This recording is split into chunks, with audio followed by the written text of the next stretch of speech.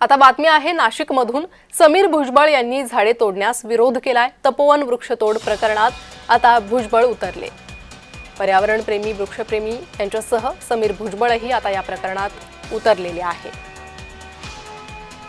तर तपोवन वृक्षतोड प्रकरणात आंदोलकांनी संताप व्यक्त केला होता, आक्रमक भूमिका घेतली होती। एकही झाड तोडू देणार नाही असं आंदोलकांनी म्हटलं होतं। त्यानंतर आता समीर भुजबळ यांची ही प्रतिक्रिया समोर आली आहे।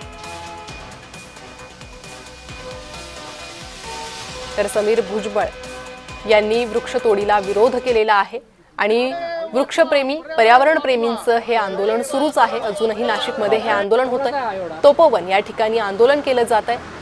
एकही झाड तोडू देणार नाही अशी ठाम भूमिका वृक्षप्रेमींनी घेतलेली आहे। तर याआधी या वृक्षप्रेमींसोबत चर्चा करण्यासाठी आणि तोडगा काढण्यासाठी गिरीश महाजनही आले होते, मात्र तरीही वृक्षप्रेमी आपल्या भूमिकेवर ठाम आहेत। नाशिक आमच्या हक्काचं, नहीं चलेगी नहीं चलेगी दादागिरी, नहीं चलेगी दादागिरी, नहीं चलेगी। झाडे वाचवा, पर्यावरण वाचवा। कोणाचा आहे एवढा?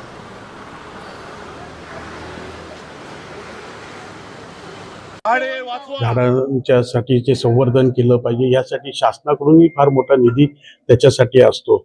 आणि एकीकडे आपण झाडं लावण्याचं म्हणतो आणि एकीकडे झाडं तोडण्याची जेव्हा चर्चा होते तर निश्चितच ते क्लेशदायक आहे। कारण का एवढ्या वर्षानंतर वाढलेली झाडं आपणच लावली आणि आपणच ते आता 10-15 वर्षानंतर तोडणं हे योग्य नाहीये।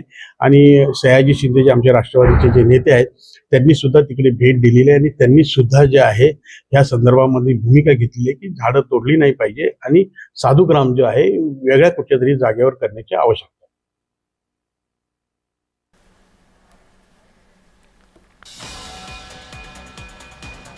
समीर भुजबळ यांनी झाडे तोडण्यास विरोध केलेला आहे आणि अजूनही नाशिकमधलं वृक्षतोडी विरोधातलं हे आंदोलन सुरूच आहे।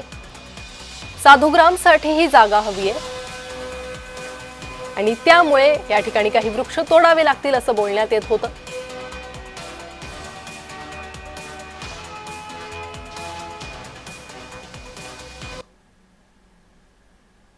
हे जे आपण पण बोलले की झाडं तोडण्याचा निर्णय घेतला किंवा असं तसा, तो तसा नाही आहे। आम्ही फक्त झाडांचा सर्वे केला की नेमकं किती झाड आहेत त्या एरियामध्ये आणि ते सर्वेमध्ये जे 1800 झाड आढळले त्याच्यात आम्ही जास्तीत जास्त झाड वाचवणार आणि फक्त जे झुडपे आहे मागचे 5-7 वर्षात आलेले आहे ते गुगल फोटोवर पण आपल्याला दिसते, तर तेच फक्त आम्ही काढणार जे साधुग्रामसाठी आपल्याला आवश्यक वाटतंय।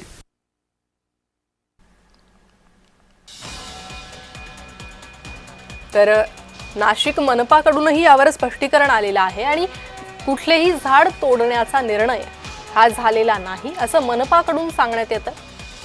त्यामुळे आता वृक्षतोडीचा हा मुद्दा कुठपर्यंत जाणार आणि याला काय वळण मिळणार हे पाहणं महत्त्वाचं आहे। आंदोलकांना ऐकून ही वृक्षतोड थांबवली जाणार का ते पाहणं महत्त्वाचं आहे।